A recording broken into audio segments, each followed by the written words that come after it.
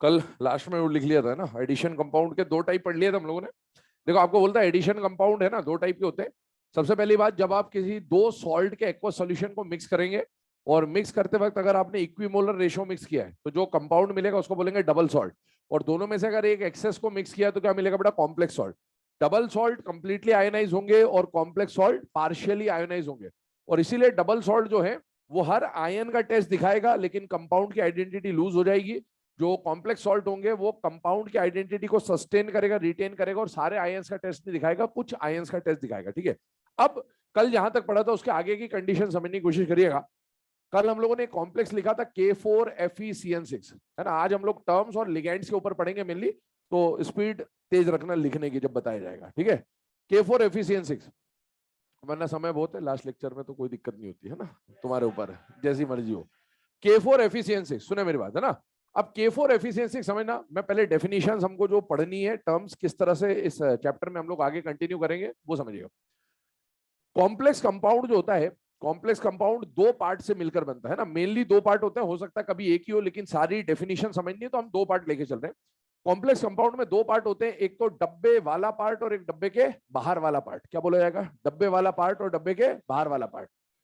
जो डब्बे वाला पार्ट होता है इसको कॉम्प्लेक्स आयन बोला जाएगा। क्या बोला जाएगा बेटा? कॉम्प्लेक्स। अगर इस पे चार्ज है तो कॉम्प्लेक्स आयन, और अगर नहीं है तो फिर कॉम्प्लेक्स कंपाउंड बन जाएगा, स्पीशी हो जाएगा न्यूट्रल। कॉम्प्लेक्स आयन या फिर इस डब्बे वाले पार्ट को बोलते हैं बेटा कोऑर्डिनेशन स्फीयर। क्या बोला जाएगा? Coordination sphere. ठीक। और जो डब्बे के बाहर वाला पार्ट होता है इसको बोला जाता है आयोनाइजेशन स्फीयर, या फिर इसे बोलते हैं काउंटर आयन। क्या बोलते हैं बेटा? Counter ion. फिर से सुने, कॉम्प्लेक्स कंपाउंड जनरली दो पार्ट से मिलकर बनता है, एक तो डब्बे वाला पार्ट, एक डब्बे के बाहर वाला पार्ट। डब्बे के बाहर वाले पार्ट को आयनाइजेशन स्फीयर या काउंटर आयन बोलेंगे और डब्बे वाले पार्ट को कोऑर्डिनेशन स्फीयर या कॉम्प्लेक्स आयन बोला जाएगा। इसके पीछे का रीजन क्या? कॉम्प्लेक्स आयन तो समझ में आ रहा है कि ये एक आयन था, जिस टाइम पर ये डिस्कवर हुआ था उस टाइम पे इसके बारे में कोई जानकारी थी नहीं कि ऐसा भी आयन बन सकता है, इसीलिए इसको कॉम्प्लेक्स नाम दिया गया था उस टाइम पे। ठीक है। अब इसके डब्बे के बाहर वाला और डब्बे के अंदर वाला जो है, मतलब ये डब्बे और डब्बे के बाहर वाले का जो पार्ट है, इसमें से ये जो डब्बे के बाहर वाला पार्ट होता है ये पानी में जाके क्या हो जाता है बेटा? आयनाइज हो जाता है, और इसीलिए इसको क्या बोलते हैं? Ionization sphere. दूसरी बात, आयनाइजेशन स्फीयर बोलने का दूसरा कारण ये भी है कि इसका जो बॉन्ड है इसके साथ वो आयनिक बॉन्ड है बेटा। इनके बीच में कौन सा बॉन्ड है? आयनिक। तो इसीलिए इसको क्या बोला गया? Ionization sphere. जबकि जो डब्बे के अंदर है, इसके अंदर जो भी चीजें हैं वहां पर कौन सा बॉन्ड मिलेगा बेटा? कोऑर्डिनेट बॉन्ड मिलेगा। इसलिए डब्बे वाले पार्ट के अंदर जो भी स्पीशीज है उनमें कोऑर्डिनेट बॉन्ड होता है, और इसलिए इसको क्या बोलते हैं बेटा? Coordination sphere. दूसरी बात, कॉम्प्लेक्स आयन क्यों बोला वो तो बता दिया, क्योंकि इसका स्ट्रक्चर स्ट्रक्चर नोन नहीं था उस टाइम पे। काउंटर आयन इसको क्यों बोलते हैं? इसके ऊपर जो चार्ज होता है उसको बैलेंस करने का काम ये करता है, काउंटर बैलेंस करने का काम ये करता है, इसलिए इसको क्या बोलते हैं बेटा? Counter ion. अब सुने, डब्बे के बाहर वाले पार्ट के बारे में जो भी डिस्कस करना तो बता दिया, अब आते हैं डब्बे के ऊपर। ठीक। डब्बे के ऊपर आइए, FeCN6 ये डब्बा है, और इस FeCN6 पे मान लिया 4- चार्ज है। तो दो तरह के पार्ट होते हैं, एक तो डब्बे वाला पार्ट, डब्बे के बाहर वाला पार्ट। डब्बे के बाहर वाले पार्ट को क्या क्या बोलेंगे वो बता दिया, और डब्बे वाले पार्ट को बात करते हैं। डब्बे वाले पार्ट में दो तरह की चीजें दिखेंगी आपको, एक मेटल और एक लिगेंड। क्या दिखेगा? मेटल और लिगेंड। ये कहां होगा? डब्बे के बाहर होगा या अंदर होगा? अंदर। डब्बे के अंदर जो मेटल होगा उसको आप पहले से पहचानते होंगे, क्योंकि आपने, है ना, पूरे एलिमेंट्स वगैरह पढ़ रखे, और मेनली जो मेटल मिलेगा वो डी ब्लॉक का मेटल मिलेगा, 3D 4D 5D का मेटल मिलेगा, और आपको मेरे हिसाब से एलिमेंट्स के सिंबल इम्बल इतने तो आते होंगे कि आप पहचान जाएंगे कि अंदर कौन है। क्यों ऐसा बोल रहा हूं? क्योंकि लिगेंड जो होगा, हो सकता है लिगेंड आपने देखा हो, और हो सकता है ऐसा भी लिगेंड आ जाए जो आपने कभी ना देखा हो ना मैंने कभी देखा हो, क्योंकि लिगेंड कुछ भी हो सकता है। इसीलिए मेटल को पहचानना जरूरी है, तो आप मेटल को पहचानना होगा। वैसे तो आपको ऐसे लिगेंड नहीं आएंगे जो आपने नहीं देखा, लेकिन आ सकते हैं, इसलिए पॉसिबिलिटी है, इसलिए समझिएगा कि क्या पैटर्न होता है। तो डब्बे के अंदर दो तरह की चीजें होती है, एक होता है मेटल और एक होता है लिगेंड। डब्बे के अंदर वाले मेटल को बोलते हैं सेंट्रल मेटल। क्या बोलते हैं बेटा? Central metal. देखिए, मेटल तो पोटेशियम भी है और मेटल तो आयरन भी है, पर सेंट्रल मेटल उस मेटल को बोला जाता है जो कहां होता है? डब्बे के अंदर। अच्छा, डब्बे के अंदर दो तरह की चीजें मिलेगी, एक मेटल और एक लिगेंड। मेटल आप पहचान जाएंगे, मेटल के अलावा जो भी होगा वो किसकी तरह काम करेगा? लिगेंड। अब मैंने बोला था कि जो डब्बे के अंदर वाले स्पीशीज होंगे उनके बीच में कौन सा बॉन्ड बेटा? Coordinate bond. मतलब जो मेटल है और जो लिगेंड है उसके बीच में आपको कोऑर्डिनेट बॉन्ड मिलने वाला है। और कोऑर्डिनेट बॉन्ड कैसे बनता है? जब कोई लोन पेयर देगा और जब कोई लोन पेयर लेगा।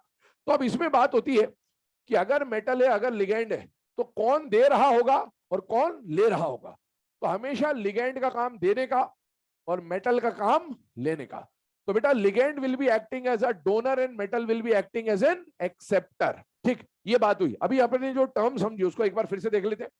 कॉम्प्लेक्स कंपाउंड जनरली दो पार्ट से मिलकर बनेगा। एक तो डब्बे वाला पार्ट, डब्बे के बाहर वाला पार्ट। डब्बे का बाहर वाला पार्ट पानी में जाके आयनाइज हो जाएगा, इसलिए बोलेंगे आयनाइजेशन स्फीयर। या फिर ये कॉम्प्लेक्स के चार्ज को बैलेंस करेगा, इसलिए क्या बोलेंगे? Counter ion. साइड करिए से। डब्बे वाले पार्ट में दो तरह की चीजें दिखेंगी। एक तो होगा मेटल, जिसको कौन सा मेटल बोलेंगे? Central metal. और मेटल के अलावा जो भी हो वो क्या होगा? लिगेंड। मेटल और लिगेंड के बीच में कैसा बॉन्ड होगा? Coordinate bond. कोऑर्डिनेट बॉन्ड में एक डोनर होता है, एक एक्सेप्टर होता है। Ligand will act as a donor, metal will act as a acceptor. आ गया ये। यहां पर जो मेटल होता है, मेटल के लिए दो चीजें डिफाइन की जाती है, एक तो ऑक्सीडेशन स्टेट और एक कोऑर्डिनेशन नंबर। जैसे रेडॉक्स में अगर आपसे किसी का ऑक्सीडेशन स्टेट पूछना होता है तो अंडरलाइन या स्टार करके देता है कि भाई इसका ऑक्सीडेशन स्टेट निकालना है। कॉम्प्लेक्स कंपाउंड जब भी देगा आपको कभी भी स्टार या अंडरलाइन करके नहीं देगा, सिर्फ लिख के देगा कॉम्प्लेक्स कंपाउंड दिया और बोला ऑक्सीडेशन स्टेट निकालिए।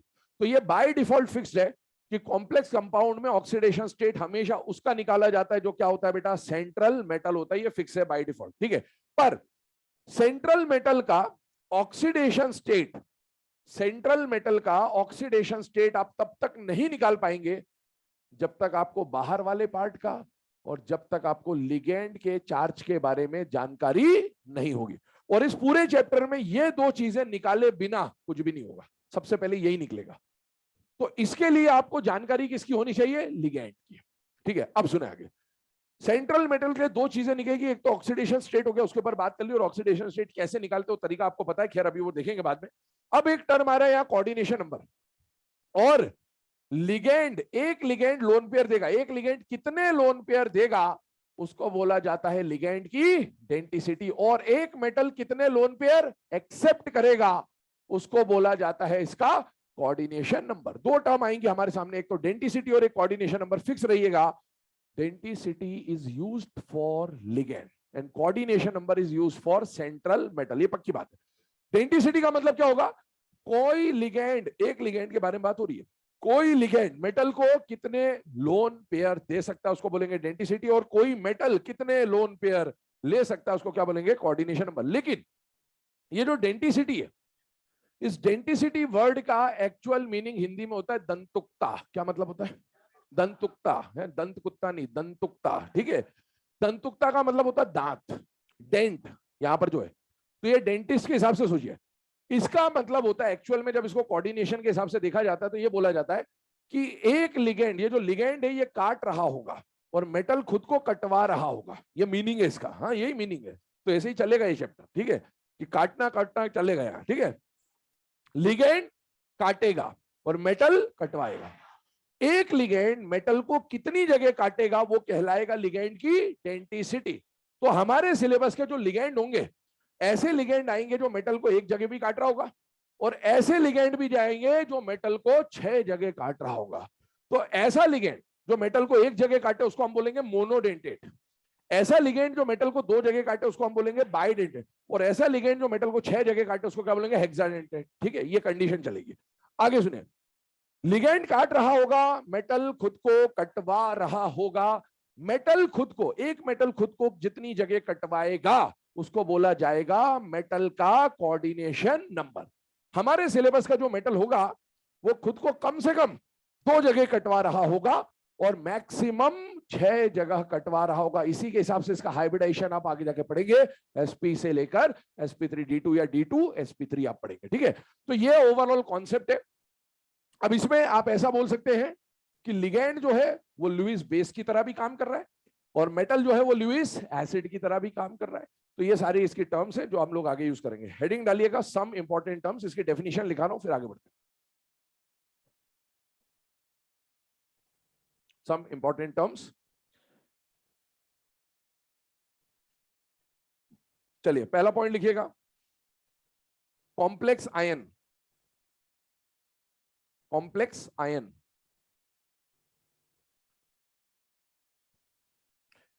ठीक है, डेफिनेशन लिखिएगा इसके अंदर कॉम्प्लेक्स आयन की।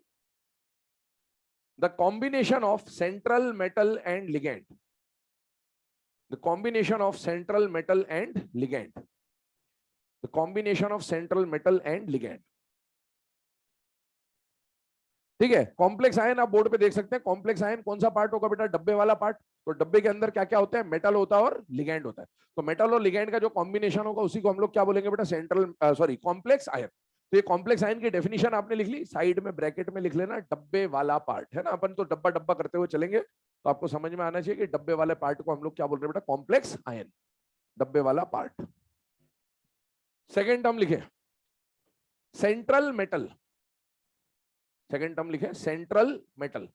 सेंट्रल मेटल कौन सा मेटल होगा? जो डब्बे के अंदर होता है या बाहर होता है? अंदर, डब्बे के अंदर। ठीक है, लिखिएगा the metal present inside the complex ion, the metal present inside the complex ion, the metal present inside the complex ion,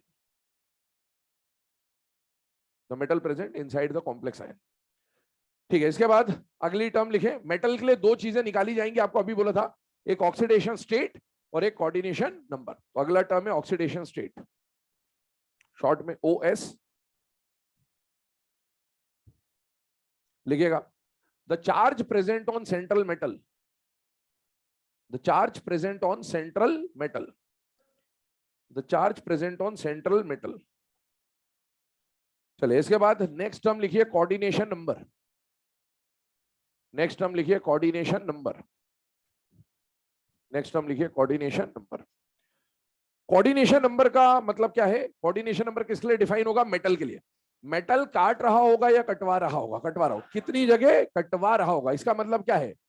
कितने लोन पेयर एक्सेप्ट कर रहा होगा। डेफिनेशन लिखिएगा the number of lone pairs accepted by central metal, the number of lone pairs accepted by central metal, the number of lone pairs accepted by central metal. ठीक है, short में coordination number को CN लिख लेंगे हम लोग। अब देखिए, कोऑर्डिनेशन नंबर होने के बाद दो स्फीयर आपके सामने लिखेगा, एक तो कोऑर्डिनेशन स्फीयर और एक आयनाइजेशन स्फीयर। तो पहले बात करते हैं आयनाइजेशन स्फीयर की। आयनाइजेशन स्फीयर कौन सा होगा? जो पानी में जाके क्या हो जाएगा? आयनाइज हो जाएगा। उसी को क्या बोलते हैं? काउंटर आयन भी बोलते हैं। अगला टर्म लिखे ionization sphere, ionization sphere, ionization sphere लिखिएगा that part of complex compound, that part of complex compound, that part of complex compound which gets ionized in aqueous solution, which gets ionized in aqueous solution, which gets ionized in aqueous solution. ठीक है, also known as counter ion, also known as counter ion, also known as counter ion, है ना। और लिख लेना डब्बे के बाहर वाला पार्ट, डब्बे के बाहर वाला पार्ट, डब्बे के बाहर वाला पार्ट। नेक्स्ट लिखिएगा कोऑर्डिनेशन स्फीयर, सिक्स्थ जो टर्म है that is coordination sphere, coordination sphere लिखिएगा same as complex ion,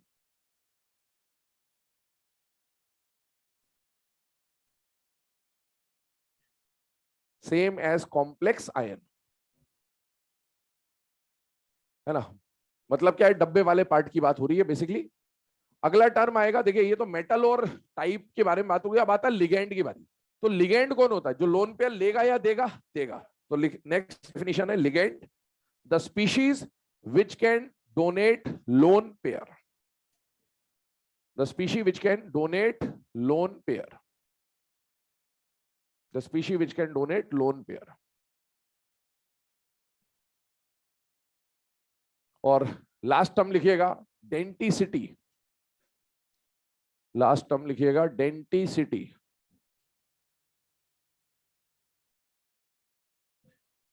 denticity का मतलब क्या होगा? लिगेंड के लिए डिफाइन होगा, पहली बात तो ये ध्यान रखिएगा। और डेंटिसिटी का मतलब है कौन सा लिगेंड मेटल को कितनी जगह काटेगा। एक लिगेंड की बात हो रही है, काटने का मतलब क्या हो गया? कितने लोन पेयर देगा। तो लिखिएगा the number of lone pair, the number of lone pair which any ligand can donate, the number of lone pairs which any ligand can donate.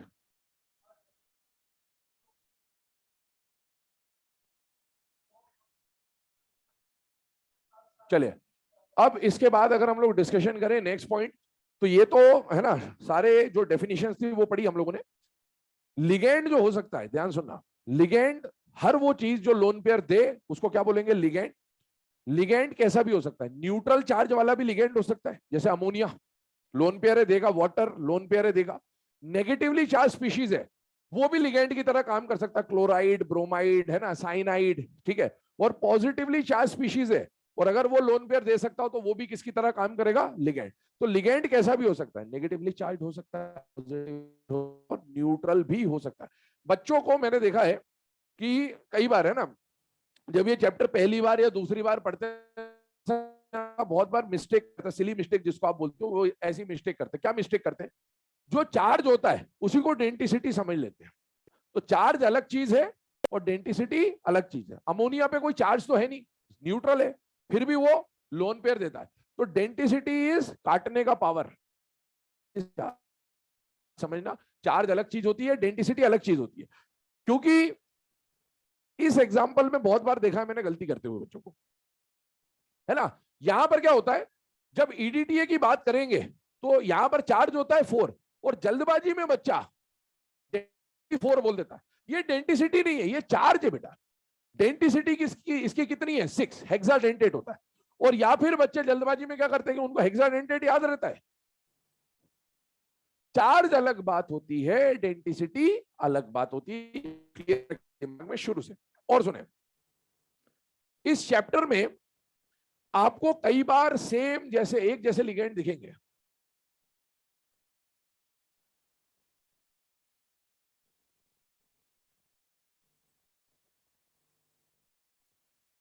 है ना। ये सेम टाइप के लिगेंड्स दिखेंगे। अभी हम क्लासिफिकेशन पढ़ेंगे तो क्या होता है कि कोई एक कॉम्प्लेक्स दिया गया, जैसे ऐसा दिया गया FeNO मान लीजिए थोड़ी देर के लिए, ठीक है, ऐसा एक कॉम्प्लेक्स दे दिया आपको, 1 2 3 4 कुछ भी हो सकता है, ऐसा दिया। तो अब बात ये आती है कि इसमें ये माने या वो माने, ऐसी बात चलेगी। या फिर इसमें NO2 दिया तो सर ये माने कि वो माने। अगर एग्जाम में चार्ज लिख के दे दे तब तो खत्म ही खेल, कुछ भी नहीं बचा। और ऐसा होगा नहीं आपके साथ, चार्ज नहीं देगा, है ना। तो चार्ज देगा नहीं, अगर चार्ज दे दे तो अपने को समझ में आ गया कि NO+ लेना है। जब चार्ज नहीं दिया गया तो फिर अपन क्या करेंगे, या NO2 दे दिया तो प्लस और माइनस मेंशन करके नहीं देगा, या EDTA दे दिया तो -3 या -4 मेंशन करके नहीं देगा। अगर मेंशन कर दिया तब तो कुछ भी नहीं बचा क्वेश्चन। तो आपको क्या करना है, एक बात बताइए, लिगेंड को लेना है या देना है, देना है। आपको तो बताओ, न्यूट्रल और पॉजिटिव में से देने की टेंडेंसी ज्यादा किसकी होगी, न्यूट्रल की। क्या ये बात समझ में आती है। अच्छा, नेगेटिव और पॉजिटिव में से देने की टेंडेंसी किसकी आती है। तो जब भी ये आएंगे ना, तो आपको ये मान के चलना, अज्यूम कर लेना अंदर से ही कि ये यहां पर जो प्रेजेंट है वो कौन है, NO। इन दोनों को अगर NO2 लिख के दे तो आपको मान लेना है कि कौन होगा, ये होगा। इसकी बात थोड़ी देर के बाद करूंगा मैं, ठीक है। तो इसको अभी छोड़ दीजिए थोड़ी देर के लिए। चलिए, तो ये एक छोटा सा पॉइंट है जो कभी कभी डाउट क्रिएट करता है, बता दिया। और बीच बीच में जहां जहां इनका रिकरेंस होगा मैं फिर से बताऊंगा। कैटाइनिक लिगेंड जो NO+ है वो आपको ज्यादा काम नहीं आएगा, दो ही जगह काम आएगा, एक तो सोडियम नाइट्रोप्रोसाइड और एक ब्राउन रिंग कॉम्प्लेक्स। बस वो आपको याद ही रखना पड़ेगा कि यहाँ NO+ है। उसके अलावा कभी भी NO दिखे तो उसको क्या मानोगे, न्यूट्रल NO मान के चलोगे, क्योंकि प्लस और न्यूट्रल में से देने का पावर ज्यादा किसका होगा, न्यूट्रल का। ठीक है, आइए अब इसमें अगला पॉइंट क्या है वो समझिएगा। अभी हम क्लास टाइप्स ऑफ कॉम्प्लेक्सेस की बात करेंगे, बट पहले मैं कुछ चीजें आपको क्लियर कर देना चाह रहा हूं। मैंने आपको बोला कि हमारे सिलेबस का जो लिगेंड होगा वो एक जगह भी काटता होगा और मैक्सिमम 6 जगह काटता होगा। ऐसे लिगेंड को हम बोलेंगे मोनोडेंटेट, इसको बोलेंगे बाय, ट्राई, टेट्रा, पेंटा, हेक्साडेंटेट। अब क्योंकि बिना लिगेंड की जानकारी के आप ये पता ही नहीं पाओगे कि मेटल का कोऑर्डिनेशन नंबर क्या है। क्या ये बात समझ में आती है।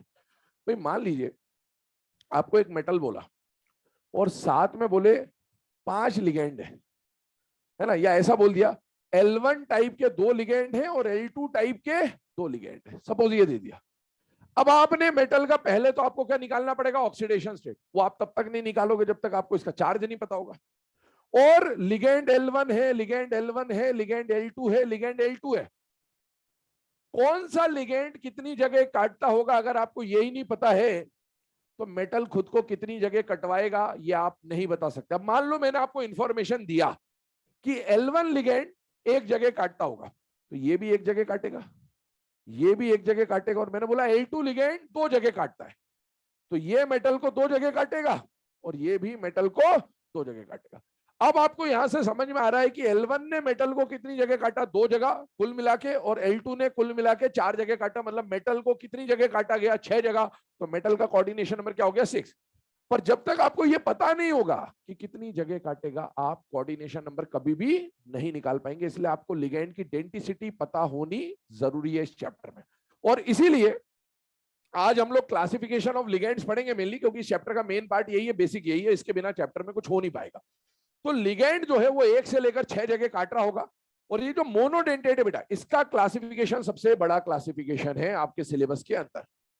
बाइडेंटेट में 6 एग्जाम्पल लिखाए जाएंगे आपको, ट्राइडेंटेट में एक एग्जाम्पल, टेट्रा में एक एग्जाम्पल, पेंटा में एक एग्जाम्पल और हेक्सा में एक एग्जाम्पल। आपको ये 10 याद करने हैं। आप 10 एग्जाम्पल याद करेंगे जिनकी डेंटिसिटी आपको याद रखनी है कि 6 bidentate, try, tetra, penta, hexa के एक एक एग्जाम्पल। इन 10 को आप याद रखेंगे। इन 10 के अलावा जो भी आएगा वो किसकी तरह काम करेगा, मोनो, क्योंकि इसका क्लासिफिकेशन बड़ा है। इसको याद करने जाओगे टाइम वेस्ट होगा, तो इसको याद नहीं करेंगे, बाकियों को याद करेंगे। और इनमें से भी ये और ये सिलेबस में नहीं पूछा जाता है, फिर भी अपन कर लेंगे, बाई चांस कभी आ जाए तो अपने को कम से कम एक को छोड़ रहे हैं तो बाकी तो कर ही ले, एक ही की तो एग्जाम्पल है। तो अपन 10 एग्जाम्पल याद करेंगे, उन 10 के अलावा जो भी आएगा उसको हम क्या मानेंगे, मोनोडेंटेट। तो आपको 10 याद करने हैं, 10 के अलावा जो आएगा वो मोनोडेंटेट। और इनका चार्ज और डेंटिसिटी अलग अलग होता है। डेंटिसिटी मैंने बोली है याद हो जाएगी, चार्ज आपको याद रखना पड़ेगा। और चार्ज अलग से कुछ भी याद नहीं रखना है, जैसे फ्लोराइड है, क्लोराइड है, ब्रोमाइड है, आयोडाइड है, ऑक्साइड है, सल्फाइड है, नाइट्राइड है, एजाइड है, साइनाइड है, हाइड्रोक्साइड है, परऑक्साइड है, सुपर ऑक्साइड है। आपको इन सबके चार्ज पहले से ही आते होंगे, तो कोई जरा है ना अलग से कोई दिक्कत वाली बात नहीं है। पर ये पैटर्न समझ में आना चाहिए कि अपन मोनोडेंटेट याद नहीं करेंगे, याद अपन बाय से लेकर हेक्सा को करेंगे। अब आइए कॉम्प्लेक्सेस की बात कर रहे हैं। पहले दो तरह के कॉम्प्लेक्स आपके सिलेबस में आते हैं, एक तो होमोलेप्टिक कॉम्प्लेक्स और एक हेट्रोलेप्टिक कॉम्प्लेक्स। नाम से समझ में पड़ रहा, होमो मतलब सेम, हेट्रो मतलब डिफरेंट। अगर किसी कॉम्प्लेक्स में आने वाले लिगेंड सेम हो, अच्छा लिगेंड कहां होते हैं, डब्बे के अंदर या डब्बे के बाहर, अंदर, ये लिगेंड नहीं है, तो आपको सिर्फ डब्बा देखना है, इसको भूल जाइए। डब्बे के अंदर मैंने बोला था दो तरह की चीजें प्रेजेंट होगी, एक तो मेटल, और मेटल के अलावा जो भी हो वो लिगेंड। क्योंकि लिगेंड मैं बोल रहा हूं फिर से, आपने हर बार देखा हो ये जरूरी नहीं हो। क्या आप मेटल को पहचानते हो बेटे, यस। अच्छा मेटल के अलावा डब्बे में जो भी है वो लिगेंड है। क्या सारे लिगेंड सेम है या नहीं है बेटा, है। अगर डब्बे में सिर्फ एक ही टाइप का लिगेंड है तो उसको क्या बोलेंगे, होमोलेप्टिक। लेकिन अगर डब्बे में एक से ज्यादा टाइप के लिगेंड है तो उसको क्या बोलेंगे, हेट्रोलेप्टिक कॉम्प्लेक्स। हेडिंग डालिए, types of complex, homoleptic complex, definition बोल दे रहा हूं, लिखेगा।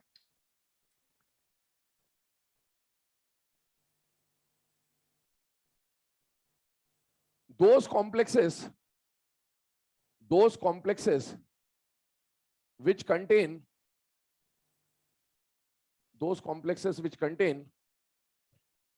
only one type of ligands, those complexes which contain only one type of ligands,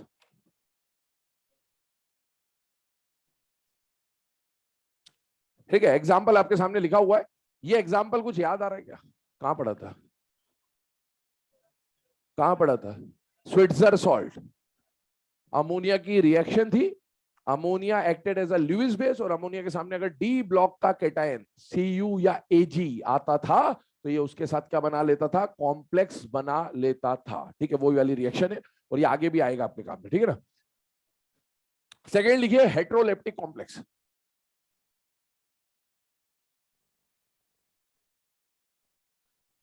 those complexes which contain more than one type of ligands, those complexes which contain more than one type of ligands.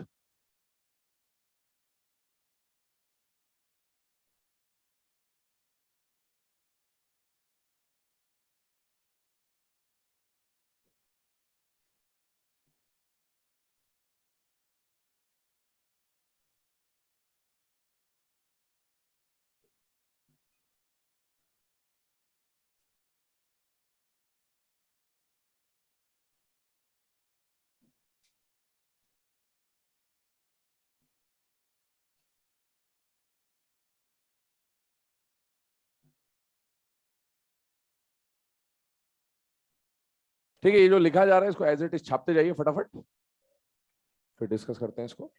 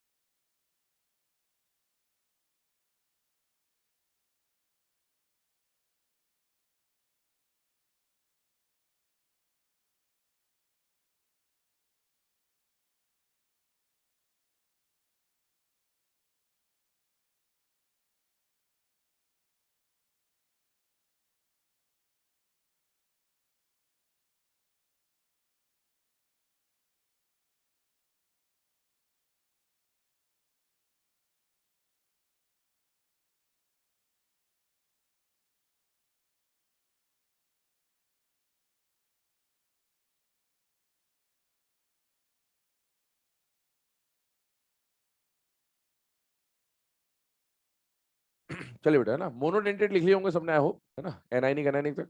अभी इधर देखो, सुनो मेरी बात, ये जितने भी ligands हैं, मैंने आपको बोला आपके सामने, है ना, मोनोडेंटेट, बाइडेंटेट, ट्राइडेंटेट, टेट्रा, पेंटा और हेक्साडेंटेट लिगेंड्स आएंगे। ध्यान सुनते जाओ, लिखना बंद कर दो, सुन लो अभी, समझ लो, है ना, क्योंकि लिगेंड के बारे में इंफॉर्मेशन नहीं होगा तो आगे चैप्टर में कुछ भी नहीं होने वाला।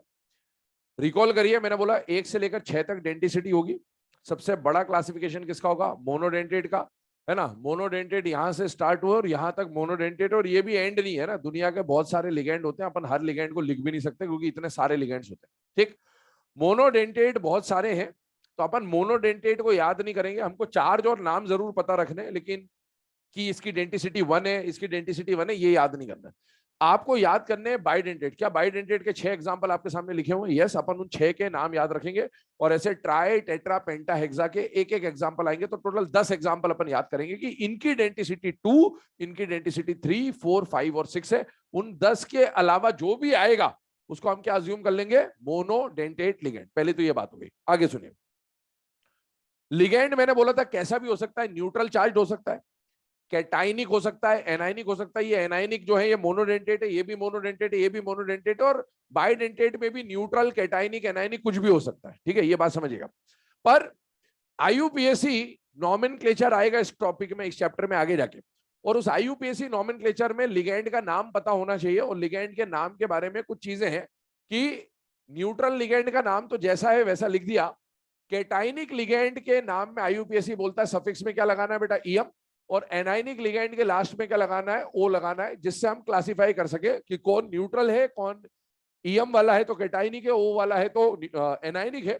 और अगर लास्ट में ईएम या ओ नहीं है किसी के नाम में तो उसको क्या माना जाएगा? न्यूट्रल लिगेंड माना जाएगा। आगे सुनिए, NH3 जो है इसको अमोनिया ना बोल के यहां पर क्या बोला जाएगा? एमाइन। ये इसलिए है ताकि आपको ये पता चल सके कि ये अमोनिया यहां पर किसकी तरह काम कर रहा है, ऐसा लिगेंड। तो लिगेंड के फॉर्म में इसलिए उसको कुछ अलग से नाम दिया गया, और नाम क्या दिया गया? एमाइन। पर एमाइन में एम कितने हैं? 2। खास बात यही है, 2M वाला एमाइन। इधर देखें, इधर देखेंगे 2 मिनट के लिए, ये देखो,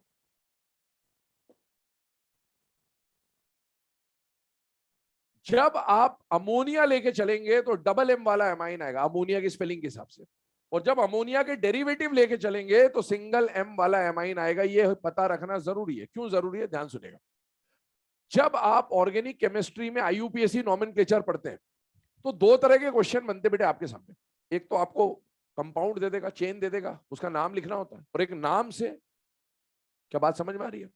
वैसे यहां पर कॉम्प्लेक्स दिया और नाम बनाने को बोला तो आप बना लेंगे, लेकिन नाम दिया तो वो डबल M आपको बताएगा कि कौन सा वाला एमाइन लेना है, NH3 वाला लेना है या उसके डेरिवेटिव लेने। सिंगल M अगर नाम में लिख के दे रखा है मतलब वो NH3 नहीं होगा, वो NH3 का डेरिवेटिव होगा, या तो NH2 होगा या NH होगा, डिपेंड्स ऑन वैलेंसी। लेकिन अगर डबल M वाला एमाइन दिया तो आप समझ जाएंगे वो किसकी बात कर रहा है? अमोनिया की बात कर रहा है। तो इस तरह से आप डिफाइन करेंगे, ठीक है। आइए, वाटर के लिए यहां पर नाम क्या दिया गया बेटा? एक्वा। CO कार्बन मोनोऑक्साइड, वैसे तो अपन बोलते हैं, यहां पर क्या बोला गया बेटा? कार्बोनिल। यहां बोला गया नाइट्रोसिल। PH3 का नाम वही रखा गया, फॉस्फीन। 3 हाइड्रोजन हटा के 3 फिनाइल ग्रुप लगा दिए तो क्या बोलेंगे बेटा? Try phenyl phosphine. CH3OH, CH3NH2 वही नाम है, methyl alcohol, methyl amine, single M वाला एमाइन, डेरिवेटिव है क्योंकि। O2 को डाई ऑक्सीजन, N2 को डाई नाइट्रोजन, N2H4 हाइड्राजीन है, और पिरिडीन आप आई होप सबको पता ही है। ये सारे कैसे लिगेंड है? मोनोडेंटेट। पर इनको याद नहीं करना है कि मोनोडेंटेट है, बाकी याद करेंगे, पर इनके चार्ज पता होने चाहिए। क्या ये सारे न्यूट्रल है या नहीं है? और मुझे नहीं लगता इनमें कोई ऐसा मॉलिक्यूल है जो आज तक आपने कभी देखा ना हो। सारे देखे हुए मॉलिक्यूल है, तो इनके चार्ज आपको पहले से ही पता है। इनमें से फ्रीक्वेंटली जो यूज होंगे वो ये 4 है ना। याद सब करने हैं, लेकिन सबसे पहले जो याद करने वो ये 4, क्योंकि आपको ज्यादातर कॉम्प्लेक्सेस में अमाइन, वाटर, CO और NO देखने को मिलेगा। बाकी धीरे धीरे याद करते जाइएगा, कोई दिक्कत नहीं है। आगे आइए, कैटाइनिक लिगेंड पे आ रहे हैं। अब कैटाइनिक लिगेंड को डिफरेंशिएट करने के लिए यहां पर क्या लिखा गया? EM। अब देखो, मैं आपको बोल रहा था पहले, इधर देखो, NO न्यूट्रल भी और NO प्लस भी है। अब एग्जाम में अगर कॉम्प्लेक्स बना के दिया और प्लस या न्यूट्रल लिखा तो ठीक है, पर अगर प्लस और न्यूट्रल ना लिख के नाम दिया तो नाम से आप कैसे पहचानोगे? ऐसे ही तो पहचानोगे। अगर नाइट्रोसिलियम लिखा है तो आप समझ जाएंगे वो जो कॉम्प्लेक्स में यूज कर रहा है वो क्या है, NO+। और अगर नाइट्रोसिल लिखा है तो न्यूट्रल की बात कर रहा है, इसीलिए नॉमेनक्लेचर में जरूरी है, काम आएगा। तो देखिए ईएम लिखा जाएगा केटाइनिक में, एक बात सुने, NO को बोला गया है नाइट्रोसिल, इसको ऑर्गेनिक में नाइट्रोसो भी बोलते हैं। क्या बोलते हैं? नाइट्रोसो। तो यहां पर इससे बना हुआ केटाइनिक लिगेंड है, नाइट्रोसिल से बना हुआ केटाइनिक लिगेंड है तो नाइट्रोसिलियम, या नाइट्रोसो से बना हुआ केटाइनिक लिगेंड है तो नाइट्रोसोनियम इसका नाम आ जाता है। ठीक है, और यही केटाइनिक में यही काम आएगा आपको ब्राउन रिंग कॉम्प्लेक्स में और सोडियम नाइट्रोक्लोराइड में। बाकी केटाइनिक काम नहीं आएंगे, बट फिर भी एक बार नाम देख ले। नाइट्रोनियम नाइट्रेट N2O5 सॉलिड बता चुके हैं आपको पहले, तो ये नाइट्रोनियम होता है, या ऐसा देख ले कि NO2 ग्रुप कौन सा होता है, नाइट्रो ग्रुप होता है, और उसका केटाइनिक लिगेंड है तो नाइट्रोनियम।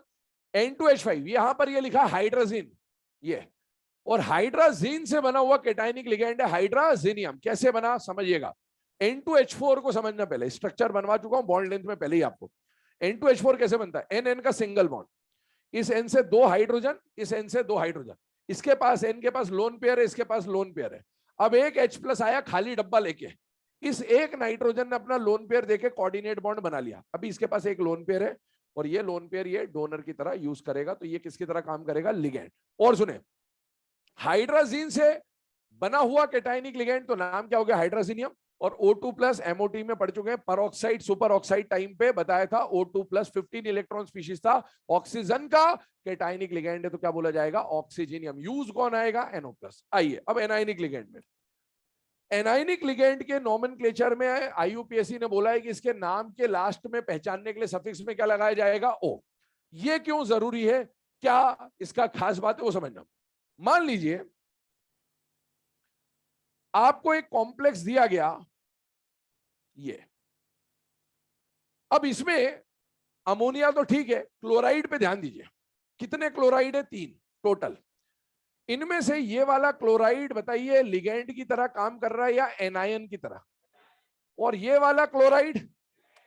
तो आपको एग्जाम में कौन सा क्लोराइड लिगेंड है, कौन सा क्लोराइड एनायन है, उसको जस्टिफाई करने के लिए, उसको जज करने के लिए नॉमेनक्लेचर में अगर डिफरेंस होगा तभी आप बता पाओगे, अदरवाइज आप बता ही नहीं पाओगे कि कौन सा क्लोराइड क्या है। और उसमें भी अगर मैं ऐसा केस दे दूं आपको, ध्यान सुनिए, ये 4 और ये 2, ऐसा होना ही नहीं फिर आपसे, बाय चांस इसको भी क्लोराइड बोलते और इसको भी क्लोराइड बोलते हैं, तो आपको पता कैसे चलता, यहां भी डाई क्लोराइड आता, यहां भी डाई क्लोराइड होता, तो आपको समझ नहीं आता कि कौन सा क्लोराइड अंदर है कौन सा क्लोराइड बाहर है। इसीलिए IUPAC ने इस प्रॉब्लम को हटाने के लिए आपके सामने क्या बोला कि जो आयन होगा, एनायन होगा, उसको तो वही नाम देंगे जो हम पढ़ते हैं, Cl- को क्या बोलते हैं, क्लोराइड। लेकिन अगर वो आयन लिगेंड की तरह काम कर रहा है तो उसको क्लोराइड नहीं बोला जाएगा, उसके सफिक्स में क्या लग जाएगा, O। और अगर किसी के नाम के लास्ट में O लगाए तो आप समझ जाएंगे कि वो लिगेंड है, और कैसा लिगेंड है, एनायनिक लिगेंड है। आइए सबसे पहले इसके नॉमेनक्लेचर को समझना। एनायन जो होते हैं ना, उनके नाम में जनरली 3 तरह के नाम मिलते हैं, जैसे लिखा मैंने क्लोराइड, तो एनायनों के नाम में जनरली IDE होता है, oxide ion, nitride ion, sulphide ion, fluoride, chloride, bromide, iodide ion, इस तरह का। या फिर ऑक्सी एसिड के आयन याद करिए, आइट, और ऑक्सी एसिड का आयन याद करिए, 8। तो एनायनों के नाम के लास्ट में जनरली ये 3 चीजें देखी जाती हैं, आइड, आइट और 8। तो IUPAC क्या बोलता है कि अगर ये एनायन है तब तो ठीक है, लेकिन अगर ये लिगेंड है तो आपको यहां का E हटाना है और आपको यहां पर O लगाना है। एक तो ये बात, और दूसरा, अगर ये आइड वाला है तो इसका पूरा IDE हटा के भी O लगा सकते हो, पूरा IDE हटा के। लेकिन इनमें ITE हटा के O नहीं लिख सकते, या इसमें ATE हटा के O नहीं लग सकते, इनमें सिर्फ E हटेगा और O लगेगा। इसमें E हट के भी O लग सकता है और IDE हट के भी O लग सकता है, ये 2 चीजें चलेंगी। तो अब देखो यहां पर इसका नाम fluoride, chloride, bromide, iodide, oxide, sulphide, nitride, तो इन सब में IDE है अभी तक देखें। तो IDE हटा के O लगा दिया तो क्या बन गया, fluoro, chloro, bromo, iodo, oxo, sulfo, nitro होना चाहिए था, लेकिन नाइट्रो ग्रुप अलग होता है, NO2, इसीलिए इसमें मैं नाइट्रो नहीं लिख सकता। क्या बात समझ आ रही है, बाकी में लिख सकता हूं, उसमें नहीं लिख सकता वरना दिक्कत हो जाएगी। और अगर आप IDE का सिर्फ E हटाते और वो लगाते हैं तो fluoro, fluorido, chloro, chlorido, bromo, bromido, iodo, iodido, oxido, sulfo, sulfido. Nitro नहीं लिख सकते, फिर से बोल रहा हूं, इसमें सिर्फ क्या आएगा, नाइट्राइडो। ऐसे ये अजाइड होता है, इसको एजो या एजिडो दोनों लिख सकते हो, यूज नहीं आएगा इसलिए लिखा नहीं है। O2 minus, O2 minus 2, super oxide, पर ऑक्साइड। सुपर ऑक्साइड है तो आईडी हटा के ओ लगाए तो सुपर ऑक्सो, पर ऑक्सो। ई हटा के ओ लगाए तो सुपर ऑक्सीडो, पर ऑक्सीडो। आगे आइए, H माइनस कौन सा आयन, हाइड्राइड। ई हटा के ओ लगाया, हाइड्राइडो। और आईडीई हटा के ओ लगाता तो हाइड्रो। हाइड्रो सुन के पानी का फील आना चाहिए, तो इसलिए नहीं लिख रहे। आगे देखिए, OH माइनस हाइड्रोक्साइड, तो हाइड्रोक्सो या हाइड्रोक्सीडो। साइनाइड का साइनो या साइनाइडो। इनमें से जो यूज आएंगे मेनली बेटा, वो तो हेलोजन तो है ही है, आने ही है। इसके अलावा एक हाइड्रोक्साइड और एक ये साइनाइड बहुत फ्रीक्वेंटली आपको यूज आएगा, स्ट्रॉन्ग क्रिस्टल फील्ड लिगेंड है, तो इसलिए इसका यूज ज्यादा होगा। आगे बढ़ते हैं। ये सारे जो लिगेंड्स आपने पढ़े, इनके चार्ज आपको पता होने चाहिए। मेरे हिसाब से इनमें कोई ऐसा आयन नहीं है जिसका चार्ज आप न जानते हो। कैटाइनिक मैं पहले भी बोल चुका हूं, काम आएगा नहीं। और न्यूट्रल और एनायन सब वही है जो आप बचपन से पढ़ते हुए आ रहे हैं, तो इनके चार्ज आपको पहले से ही पता है, बस नाम ओ लगाना है, ईएम लगाना है, और न्यूट्रल जो चल रहा है उसमें थोड़े बहुत चेंज है, जैसे एमाइन, एक्वा, वो देख लीजिएगा। आइए अब बाइडेंटेड पे। बाइडेंटेड लिगेंड में मैंने आपको बोला आपके सिलेबस में कितने एग्जांपल हम यूज करेंगे, 6। तो इनको आपको याद रखना है। अब वो 6 कौन कौन से हैं, बिल्कुल रटे होने से आपको। इथाइलिन डायमीन शॉर्ट फॉर्म में क्या लिखेंगे, EN। ऑक्सिलेटो शॉर्ट में क्या लिखेंगे, OX। ग्लाइसिनेटो शॉर्ट में क्या लिखेंगे, GLY। Dimethyl glyoximato, DMG। Bipyridyl BIPY short में लिख देंगे। और एसिटाइल एसिटिनेटो को क्या लिख देंगे, ये। अब इसका क्या मतलब, ठीक है, आपको एग्जाम में ऐसा लिख के दिया क्योंकि आपको हर बार क्या निकालना होगा, ऑक्सीडेशन स्टेट और कोऑर्डिनेशन नंबर। तो अब आपको यह जज करना आना चाहिए कि क्या ये oxalato bi tri tetra penta hexa में से एक है या नहीं है। अब आपको ये जज होना चाहिए। स्ट्रक्चर याद हो जाए, कर लेना वैसे, है ना, क्योंकि एग्जाम में अगर स्ट्रक्चर आया तो आ सकता है, उसमें कोई वो नहीं है। लेकिन पहले सिंबल और नाम याद होने चाहिए, चार्ज याद होने चाहिए। OX आया तो ऑक्सिलेटो, और ऑक्सिलेटो कैसा लिगेंड है, बाइडेंटेड। अब आप बाइडेंटेड है, आपको पता होना चाहिए कि OX बाइडेंटेड है। या इधर देखें, 6 एग्जांपल पहले देखें। इथाइलिन डायमीन, यहां पर M देखो जरा ध्यान दो, मतलब ये NH3 है या डेरिवेटिव है, डेरिवेटिव। समझ में आ रही बात। अब इसके नाम को थोड़ा समझे, ये बहुत इंपॉर्टेंट कॉम्प्लेक्स है, क्योंकि आगे जो बनेंगे ट्राई टेट्रा पेंटा हेक्सा सब इसी से बनेंगे, ए वाले से। इथाइलिन डायमीन के ही डेरिवेटिव बनेंगे आगे, इसलिए इसको समझना जरूरी है। इथाइलिन ग्रुप क्या होता है, 2 कार्बन वाले ग्रुप को क्या बोलते हैं बेटा, इथाइलिन ग्रुप। आप देखिए CH2 वाला ग्रुप क्या कहलाएगा, इथाइलिन। और इसके साथ कितने अमीन जुड़े बेटा, 2। तो एक NH2 इधर और एक NH2 इधर, और इथाइलिन से 2 अमीन जुड़े हुए। एक बात सुनिएगा, जितने भी लिगेंड्स पढ़ेंगे आप, ये और इसके बाद अब जो ट्राई टेट्रा पेंटा हेक्सा आएंगे, उन सबके नामों में इथाइलिन और अमीन मिलेगा। क्या मिलेगा, EDTA सोचो, इथाइलिन डायमीन। अब वो डाई ट्राई चलेगा, लेकिन इथाइलिन भी होगा और एमाइन भी होगा। डाई हो सकता है, ट्राई हो सकता है, कुछ भी हो सकता है। अगर किसी लिगेंड के नाम में इथाइलिन और अमीन है तो बेटा इथाइलिन ग्रुप डोनेट नहीं करेगा, क्योंकि इथाइलिन का स्ट्रक्चर देखो, कार्बन के पास देने के लिए लोन पेयर नहीं है। और amine will act as a compulsory donor. Amine will act as a compulsory donor. कितने अमीन है, 2 अमीन मतलब 2 नाइट्रोजन होंगे। अपने को तो नाइट्रोजन से फोकस करना है। 2 नाइट्रोजन है, दोनों काटेंगे, ये पक्की बात है। और यहां पर देखिए, अगर इसमें 2 अमीन है तो दोनों काट रहे होंगे। और ऐसा लिगेंड जो मेटल को 2 जगह काटेगा उसको क्या बोलेंगे, मोनोडेंटेट या बाइडेंटेट। बाय, ये सारे ही बाय 2-2 जगह काटेगा, लेकिन इसका इंपॉर्टेंस अलग है। ठीक है, आगे सुनेगा। जब ये 2 जगह काट रहा है तो क्या एक रिंग बनती हुई दिख रही है। अच्छा, ये वाले जो लिगेंड्स होंगे बेटा मोनोडेंटेट, समझना, मोनो तो एक ही जगह काटेगा, एक जगह काटने से रिंग नहीं बन रही। लेकिन अगर बाइडेंटेट हुआ और ये 2 जगह काटेगा मेटल को, तो एक रिंग बनेगी। मतलब एक और क्लासिफिकेशन बोलता है ये कि ये जो मोनो से लेकर हेक्सा है, इसको 2 पार्ट में डिवाइड किया जाता है, मोनोडेंटेट और पॉलीडेंटेट। क्या बोलते हैं, मोनोडेंटेट और, तो ये सारे मोनोडेंटेट है। और bi tri tetra penta hexa सबको क्या बोलेंगे, पॉली। मोनोडेंटेट लिगेंड रिंग बनाने का काम नहीं करेंगे। जितने भी पॉली होंगे, ये या इसके बाद वाले, वो क्या बनाएंगे बेटा, रिंग बनाएंगे। और आपने एक फॉर्मूला सुन रखा होगा, number of chelate rings formed will be denticity -1। भाई मोनोडेंटेट है, देख भी ले यहां पर, मोनोडेंटेट है, एक जगह काटेगा पर रिंग बनी 0। किलेट रिंग कितनी बनी, 0। अब अगर एक लिगेंड बाइडेंटेट आया, कितनी जगह काटेगा? 2 जगह, पर रिंग कितनी बनी? 1। अगर ट्राइडेंटेट आया, कितनी जगह काटेगा? 3। तो एक रिंग ये बनेगी, एक रिंग ये बनेगी, तो रिंग कितनी बनेगी? 2। तो डेंसिटी जितनी होगी, रिंग हमेशा उससे एक कम बन रही होगी। ठीक है, तो ये एक बात आती है। इधर देखिए, एक रिंग बन गई। आगे आइए सेकंड वाले केस पे। अगला एग्जांपल आता है ऑक्जेलेटो। ऑक्जेलिक एसिड H2C2O4 होता है। उस H2C2O4 के 2 H हटा दीजिए, तो 2 H हटा दिया तो आपको क्या मिल गया बेटा? इसको ऐसा भी लिख सकता है C2O4 2 माइनस, क्योंकि ये वही है C2O4 2 माइनस, तो 2 H हटे तो ये चार्ज आ गया। इक एसिड था, ऑक्जेलिक एसिड। इक एसिड का आयन 8 होता है, तो ऑक्जेलेट है ये। और ऑक्जेलेट में से एनायनी के तो क्या बन जाएगा? ऑक्जेलेटो। अब आपको ये पता होना चाहिए कि ऑक्जेलेटो है, लास्ट में O है, मतलब ये एनायनिक होगा। अब एनायनिक है तो चार्ज होगा, चार्ज कितना है वो याद रखना पड़ेगा कि ऑक्जेलेट पे कितना चार्ज होता है बेटा? -2। और सुनिए, इसका स्ट्रक्चर बना है आपके सामने। ये 2 जगह काटेगा मेटल को, क्योंकि ये बाइडेंटेट है। और अगर इसने 2 जगह काटा तो कितनी रिंग बन रही है बेटा? एक रिंग यहां बन रही है, एक रिंग वहां बन रही है। और आपसे अगला क्वेश्चन पूछेगा कितने मेंबर की रिंग बन रही है? ऊपर वाली रिंग देखिए जरा ध्यान से, कितने मेंबर की रिंग? एक बात बताओ, इसमें क्या ये H रिंग में है क्या? नहीं, ये H ऐसा है, कार्बन से यूं जुड़ा है ना। तो रिंग में कौन कौन एटम है वो बोल रहा हूं, ध्यान से चेक कर लेना। Metal, nitrogen, carbon, carbon, nitrogen, ये मेटल है ना रिंग में। यहां पर 2 कार्बन 2 ऑक्सीजन और मेटल रिंग में। कभी ऐसा आए दिमाग में कि सर ये O माइनस दे रहा है, डबल बॉन्ड नहीं दे सकता, तो ये रेजोनेंस में है, ये रेजोनेंस में, कोई दिक्कत नहीं, कोई भी दे दे चलेगा। ठीक है, आगे सुनिए। ग्लाइसिनेटो, ऑर्गेनिक केमिस्ट्री में एक मॉलिक्यूल आप पढ़ते हैं ग्लाइसिन, NH2CH2COOH, ये होता है ग्लाइसिन। अब आपने NH2CH2COOH का H+ निकाल दिया, और H+ निकाल दिया तो इसमें कौन सा चार्ज आ गया? माइनस। तो ग्लाइसिन से बना हुआ लिगेंड क्या कहलाएगा? एनायनिक है, तो ग्लाइसिनेटो।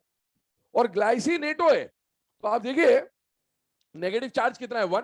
तो O है, मतलब एनायनिक लिगेंड होगा, चार्ज कितना होगा? -1। और ये नाइट्रोजन भी काटेगा, ये ऑक्सीजन भी काटेगा, एक रिंग का फॉर्मेशन हो रहा है, क्योंकि ये बाइडेंटेट है। जितनी डेंसिटी उससे एक कम क्या बनेगी? रिंग। मेंबर देखिए, nitrogen, carbon, carbon, oxygen, metal, 5 member की रिंग बन रही होगी। आगे आइए, डी वाला एग्जांपल, डायमिथाइल ग्लाइऑक्सीमेट। ऑर्गेनिक में अगेन पढ़ते हैं ग्लाइऑक्सिम, ये ग्लाइऑक्सिम वाला ग्रुप है। अब देखिए dimethyl, dimethyl ग्लाइऑक्सिम group, C double bond NOH, C double bond NOH, यहां भी OH था, पर एक का H हटा दिया तो इसमें नेगेटिव चार्ज आ गया। तो ग्लाइऑक्सिम से बना हुआ नेगेटिव एनायन है, इसीलिए क्या बोल रहे बेटा? ग्लाइऑक्सीमेटो। चार्ज आ जाएगा DMG पे -1। और यहां पर ये नाइट्रोजन काटेगा, यहां पर ये नाइट्रोजन काटेगा, रिंग कितनी बनेगी बेटा? एक रिंग बनेगी। और आप देखिए वो जो ऊपर हाइड्रोजन दिख रहा है, क्या वो एक्टिव हाइड्रोजन है या नहीं है? एक एग्जांपल आता है NiDMG2, तो वहां पर ये DMG यूज आएगा और ये हाइड्रोजन बॉन्डिंग करके एक्स्ट्रा रिंग बनाएगा ड्यू टू हाइड्रोजन बॉन्डिंग। तो यहां पर अभी इसकी डेंसिटी 2 है, जितनी डेंसिटी उससे एक कम रिंग बनेगी, मतलब यहां पर कितनी रिंग बन रही बेटा? 1 रिंग बन रही। मेंबर आप देख सकते हैं 5 मेंबर रिंग दिख रही है आपको, 2 कार्बन, 2 नाइट्रोजन और 1 मेटल। आइए नेक्स्ट, बायपिरिडिल, 2 पिरिडिन आपने आपस में कनेक्ट कर दिए। तो अब देखो यहां पर भी ये नाइट्रोजन डोनर होगा, नाइट्रोजन डोनर होगा। रिंग जो बन रही है आप देख सकते हैं इजीली 5 मेंबर रिंग बन रही है। और एक लिगेंड अगर मेटल को 2 जगह काटेगा तो रिंग कितनी बनेगी बेटा? एक रिंग बनेगी और डेंसिटी हो जाएगी 2। और लास्ट आता है एसिटाइल एसिटेनेटो, ये भी 2 जगह काटेगा और रिंग बन रही होगी 1। यहां पर 6 मेंबर रिंग है बस, और बाकी जितनी भी आपको दिख रही है ये ऊपर वाली, ये सब क्या है बेटा? 5 मेंबर रिंग। ठीक, ये आ गई आपकी कंडीशन। आपको अल्टीमेटली ये 6 लिगेंड नाम, शॉर्ट फॉर्म और चार्ज के साथ याद होना चाहिए। कौन कौन से 6 लिगेंड बाइडेंटेट है? रिपीट कर लो बोर्ड पे देख के। पहला कौन है? Ethylene diamine, short form EN, charge 0, काटेंगे तो 2 ही जगह। अगला कौन है? ऑक्जेलेटो, शॉर्ट फॉर्म OX या फिर C2O4, चार्ज -2। इसके बाद कौन आ रहा है? ग्लाइसिनेटो, शॉर्ट में GLY, चार्ज -1। इसके बाद आ रहा है डायमिथाइल ग्लाइऑक्सीमेटो, DMG -1। इसके बाद आ रहा है बायपिरिडिल, शॉर्ट फॉर्म में BIPY, चार्ज रहेगा 0। और लास्ट में आता है एसिटाइल एसिटेनेटो, AC शॉर्ट में लिख देंगे और चार्ज कितना आ जाएगा? -1। तो इनको याद रखना है आपको, है ना। इसके बाद जो ट्राई टेट्रा पेंटा हेक्सा है उनके एक एक एग्जांपल है वो लिख देता हूं। तो वो टोटल 10 एग्जांपल आपको याद रखने हैं, उसके अलावा जो भी है सब मोनोडेंटेट ही रहेंगे, लेकिन इन 6 को बिल्कुल बार बार रिपीट करते जाइए माइंड में। क्योंकि यही यूज में आएंगे और इन्हीं को पहचानना होता है आपको मेनली। ईडीटीए तो आप वैसे ही पहचान जाओगे देख के।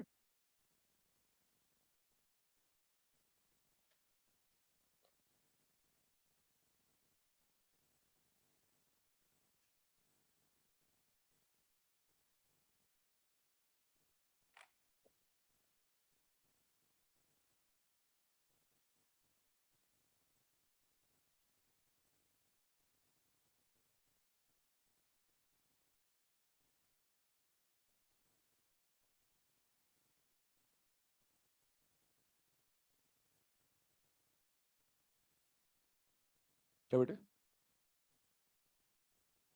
क्या हो गया? बोला, आपस में बात कर रहे हो हैं?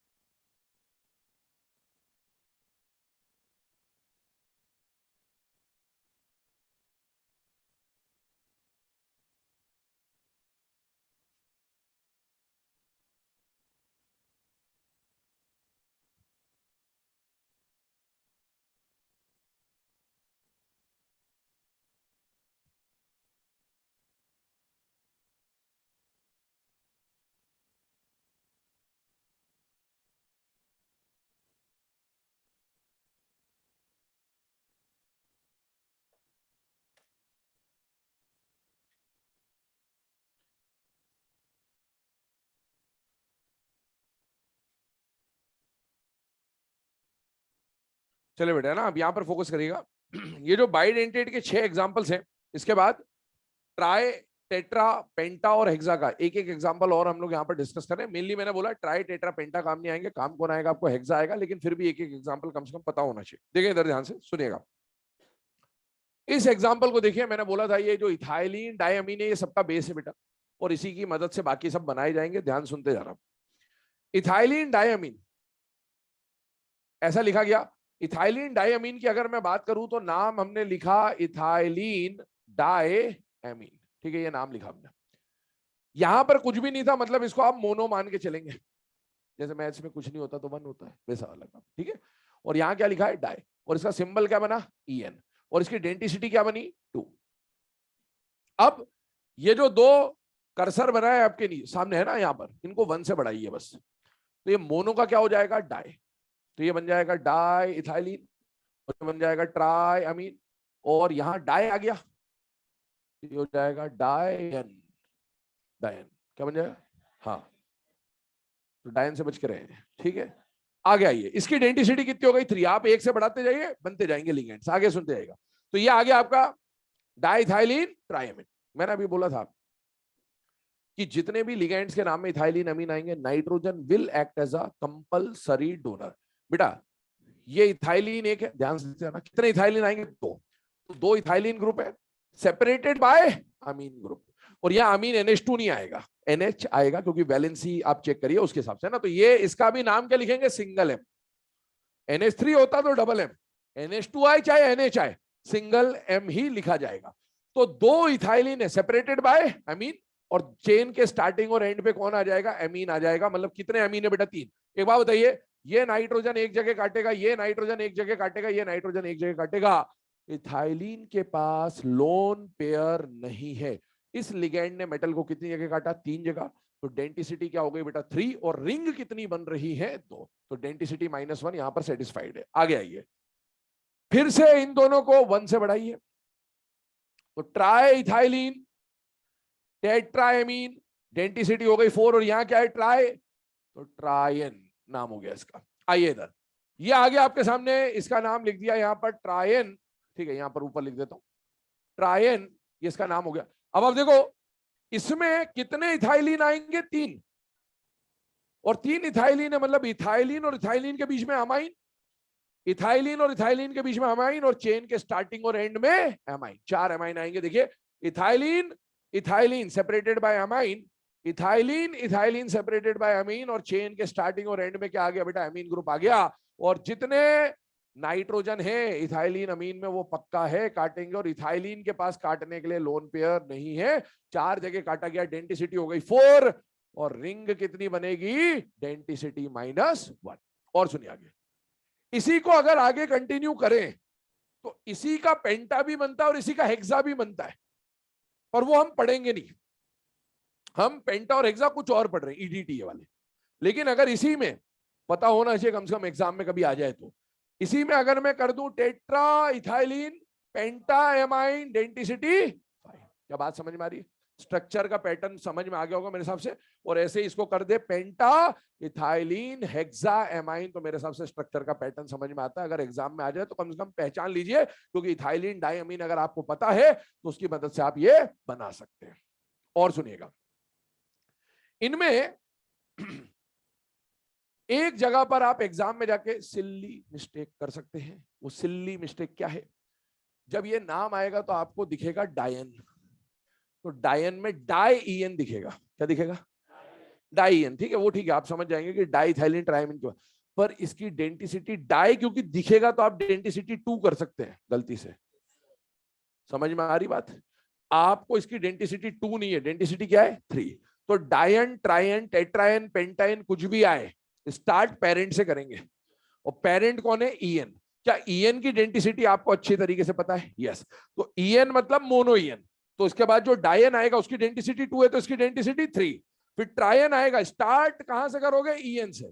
ईएन की डेंसिटी 2, डायन की डेंसिटी 3, ट्रायन की डेंसिटी 4। क्या ये बात समझ में आ रही है? क्योंकि एग्जाम में ये गलती होने के चांसेस रहते हैं, जल्दबाजी में हो जाती है, ध्यान रखिएगा इस बात को। चलिए आगे बढ़ रहे हैं। अब आते हैं पेंटाडेंटेट और हेक्साडेंटेट लिगेंड्स में। पेंटाडेंटेट वो होगा जिसकी डेंसिटी 5 है, और हेक्साडेंटेट वो होगा जिसकी डेंसिटी 6 है। आइए, नाम आ रहा है इथाइलिन डाइअमीन। फिर से इधर देखिए, यही स्ट्रक्चर है, यही स्ट्रक्चर, इसको से घुमा दिया तो CH2 इथाइलिन और NH2 एमाइन, वही स्ट्रक्चर है। पर मैंने बोला इथाइलिन अमीन अगर नाम में आ रहा है तो नाइट्रोजन काटेगा, ये बात पक्की है। कितनी जगह काट सकता है? 2। आपको कटवाना कितनी जगह? 5। और यहां अगर इथाइलिन इथाइलिन या H होगा वो काटेगा नहीं, तो आपको नए लिगेंड ऐड करने पड़ेंगे, सब्स्टिट्यूशन कराना पड़ेगा, और आपको 3 और काटने वाले चाहिए, तो 3 लाएंगे एसीटेट ग्रुप। अब देखो, यहां पहले हाइड्रोजन था, हाइड्रोजन था, हाइड्रोजन था, हाइड्रोजन था, किसमें? डाई था, इथाइलिन डाइअमीन में, ईएन में। अब इन हाइड्रोजनों को हटाया, 4 हाइड्रोजन थे, 4 में से 3 को हटा के 3 एसीटेट ग्रुप लाए, क्योंकि ट्राई एसीटेटो है। सर एसीटेट ग्रुप तो CH3CO माइनस होता है, भूल गए क्या आप? तो बेटा यहां पर वैलेंसी देख ले, है ना, कार्बन एक पहले से जुड़ा हुआ है तो CH3 नहीं आ पाएगा, क्या आना पड़ेगा, CH2CO ही आएगा। ठीक है, आगे सुने, यहां पर ये नाइट्रोजन काटेगा मेटल को, ये नाइट्रोजन काटेगा मेटल को, इनने काटा, और जो एसीटेट 3 लाए हैं उसका ऑक्सीजन भी मेटल को काटने का काम करेगा। टोटल 2 जगह नाइट्रोजन ने काटा, 3 जगह एसीटेट ने काटा। कितनी जगह काटा गया, 5। रिंग कितनी बनेगी, 4। देख ले रिंग को, red blue first ring, blue red second ring, red और ब्लू थर्ड रिंग, और रेड और ब्लू की ये जो आ रही है ये फोर्थ रिंग बन रही होगी। आगे आइए, अगले वाले में क्या डिफरेंस, आपको ट्राई के बदले क्या बोला, tetra, T for try, T for tetra, देखने में एक जैसे ही दिखेंगे। अब 4 एसीटेट ग्रुप लाने हैं तो चारों हाइड्रोजन खसका दीजिए और 4 CH2COO माइनस ग्रुप लगा दीजिए।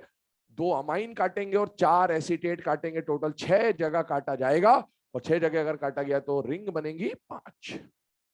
तो ये इनका पूरा स्ट्रक्चर है। अगर आपको EN अच्छे से आता है तो EN की मदद से आप ये बाकी सब बना सकते हैं, इनमें कुछ भी नया नहीं है, बस उसी को तोड़ मरोड़ के ये सब बनाए जा रहे हैं। तो टोटल यहाँ पर 4 और एक ये 5 रिंग का फॉर्मेशन हो रहा है। अब मैंने आपको थोड़ी देर पहले बोला था कि हमें EDTA जब एग्जाम में लिख के आएगा तो हमें EDTA -3 मानना है या -4 मानना है, बेटा -4। EDTA -4 क्यों, क्योंकि ये कैसा लिगेंड होता है, हेक्साडेंटेट।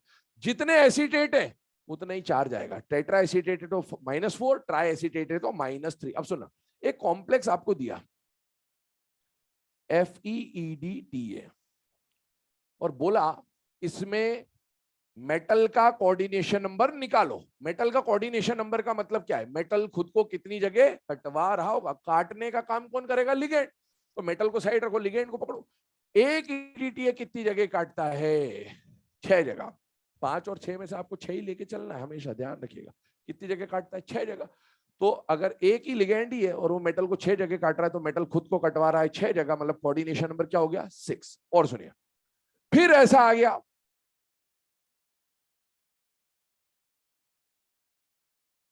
ये दे दिया एक, है ना, चार्ज वार्ज अभी मत देखिएगा, चार्ज बैलेंस नहीं कर रहे।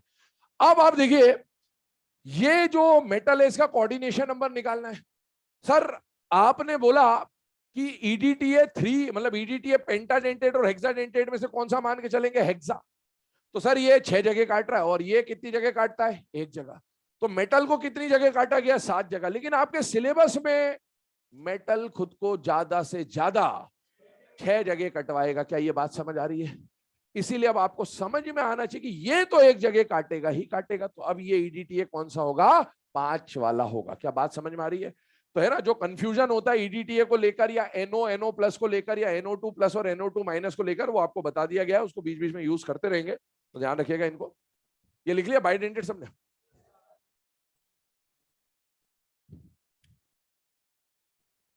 वह किसी ने तो लिख लिया होगा आसपास।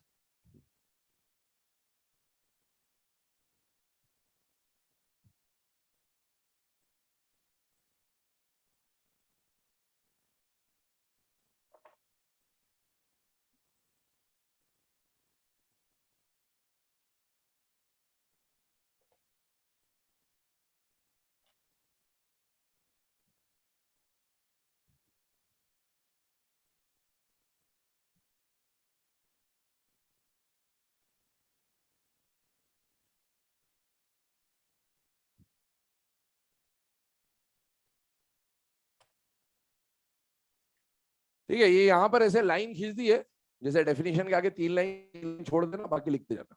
ठीक है,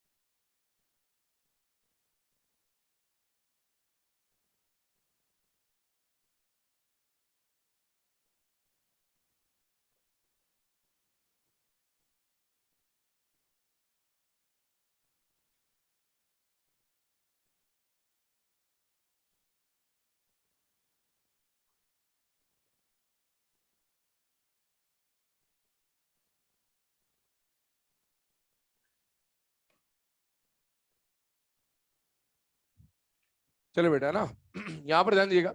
अब अगला जो केस हम लोग यहाँ पर डिस्कस कर रहे हैं, अभी तक हेक्साडेंटेट लिगेंड्स के बारे में बात करी हम लोगों ने। अब हेक्साडेंटेट के बाद एम्बीडेंटेट, फ्लेक्सीडेंटेट और किलेटिंग लिगेंड, तीन और पॉइंट बचते हैं यहाँ पर। तो एम्बीडेंटेट लिगेंड्स की अगर हम लोग बात करें, नाम से समझ में आना चाहिए एमबी। एमबी का मतलब होता है जो दो साइड से काम कर सकता हो। तो ऐसा लिगेंड जो दो साइड से दे सकता हो लेकिन एक टाइम पे एक ही तरफ से दे रहा हो, है ना। तो ऐसे लिगेंड को हम लोग क्या बोलेंगे, एम्बीडेंटेट लिगेंड। अब डेफिनेशन की बात करें, पहले डेफिनेशन लिख लीजिए। those ligands which have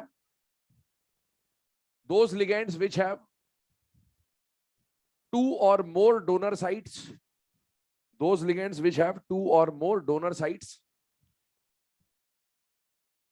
but at a time only one of them acts as a donor, but at a time only one of them acts as a donor.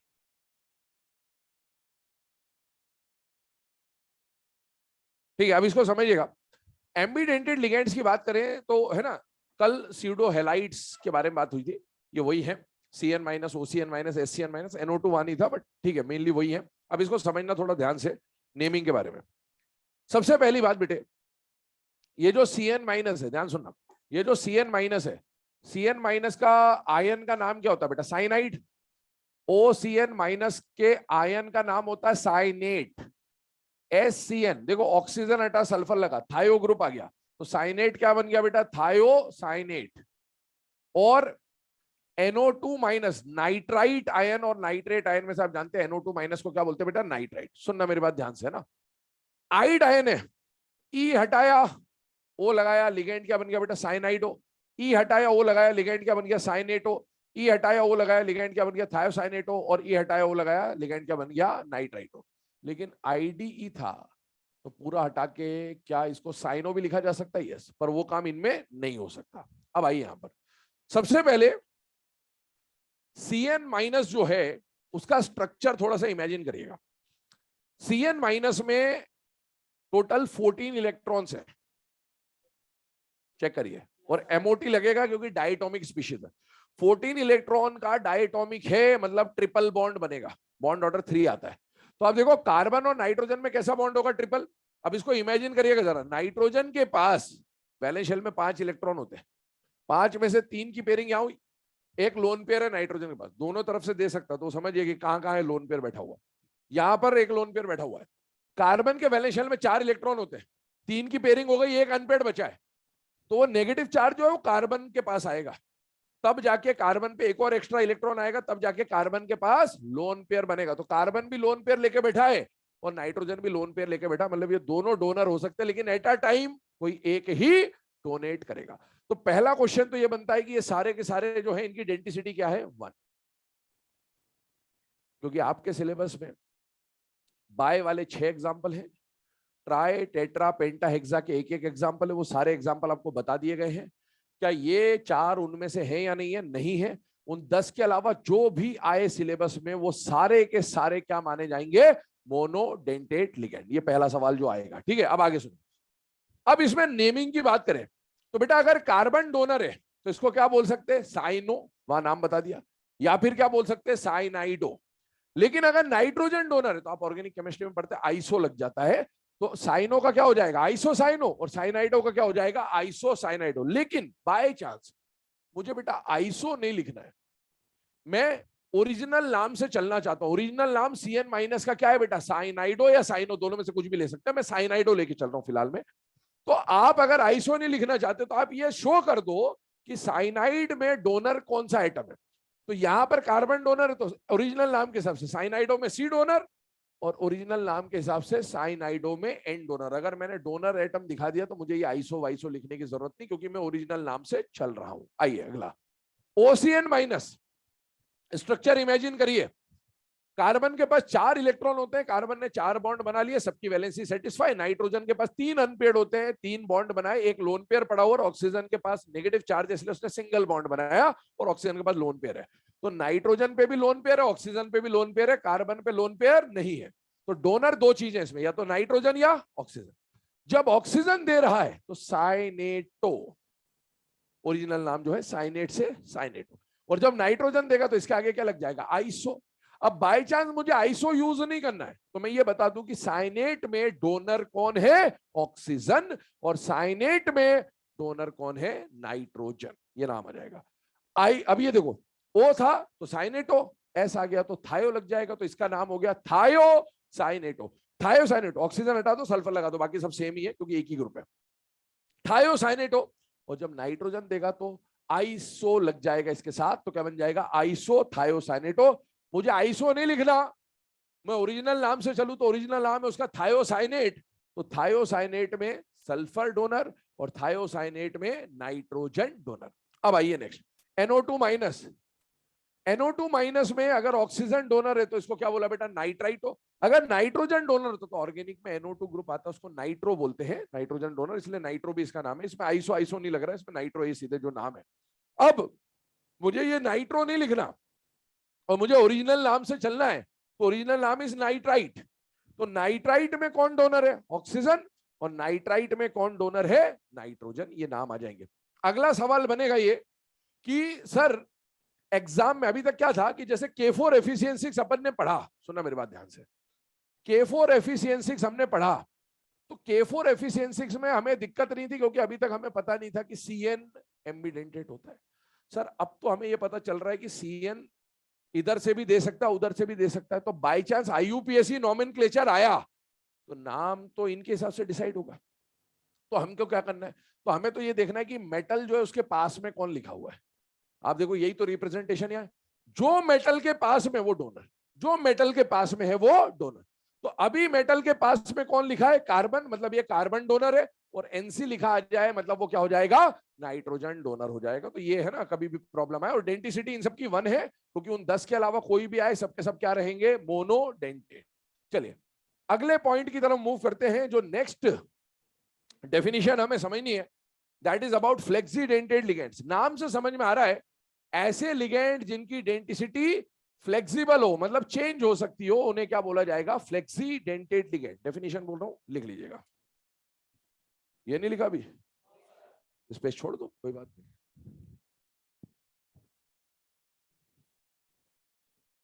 है ना, board पे ही रहने वाला, लिखते रहना आराम से। चलिए फ्लेक्सीडेंटेड लिखिएगा, those ligands which can change their denticities, those ligands which can change their denticities, those ligands which can change their denticities।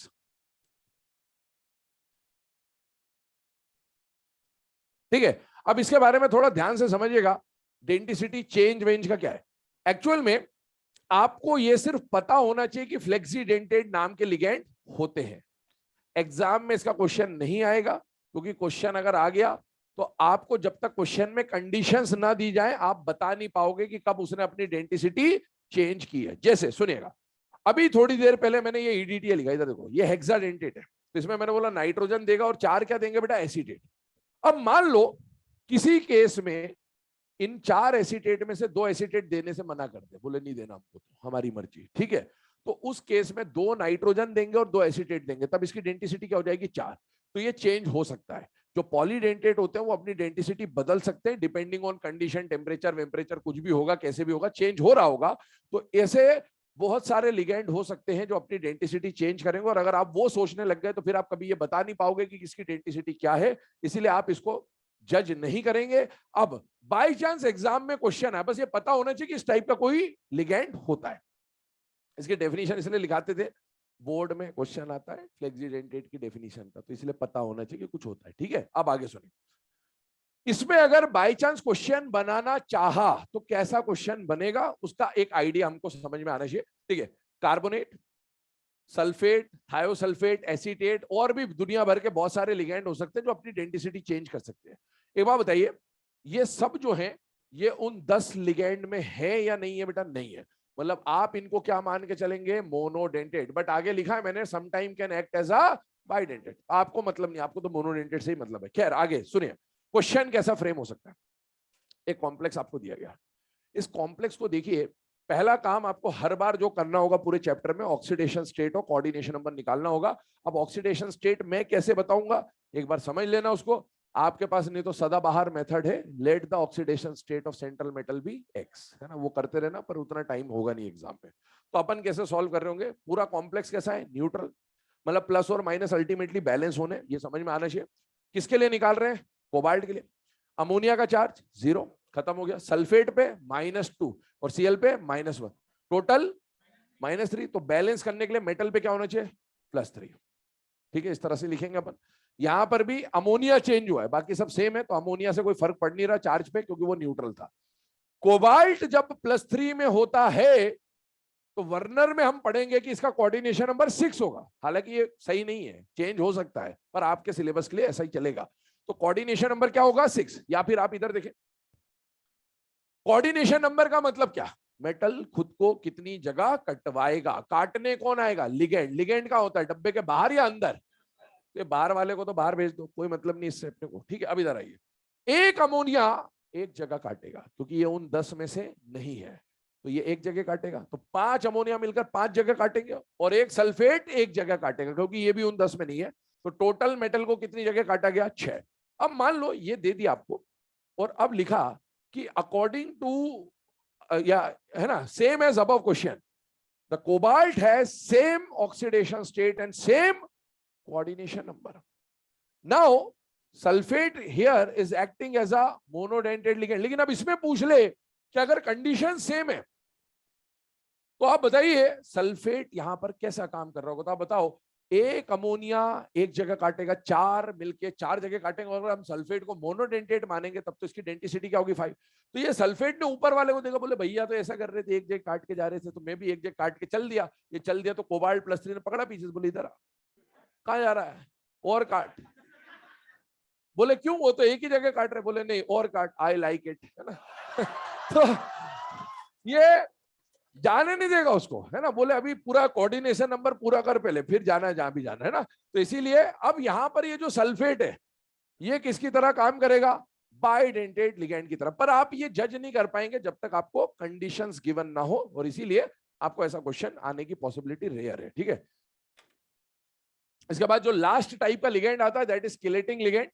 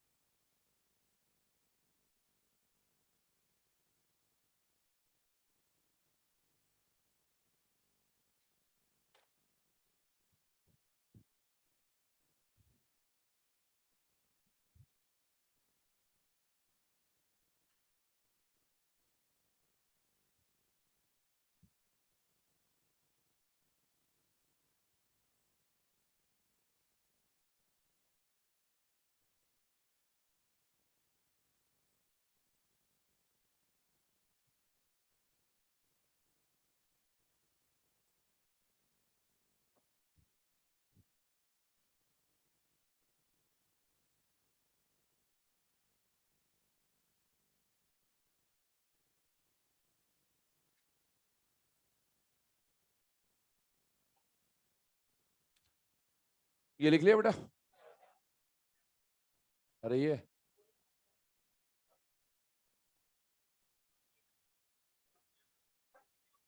Screenshot ले लो जिनने नहीं लिखा, फटाफट ले लो। चले किलेटिंग लिगेंड की बात कर रहे हैं। किलेटिंग लिगेंड क्या है? बेसिकली वो लिगेंड जो किलेट रिंग का फॉर्मेशन करेंगे। मैंने आपको आते से बोला था लिगेंड को दो पार्ट में क्लासिफाई किया जाएगा, मोनोडेंटेट और पॉलीडेंटेट। पॉलीडेंटेट कौन होंगे? Bye, tri, tetra, penta, hexa, वो रिंग बनाएंगे। तो डेफिनेशन किलेटिंग लिगेंड की मतलब किलेटिंग लिगेंड अलग से कुछ भी नहीं है, जितने भी पॉली थे वही सारे किलेटिंग लिगेंड होते हैं। डेफिनेशन लिखिएगा, all polydentate ligands, all polydentate ligands, all polydentate ligands combine with central metal, combine with central metal to form chelating, sorry, to form chelate rings, ऐसा लिखे, to form chelate rings, therefore are known as chelating ligands, therefore are known as chelating ligands.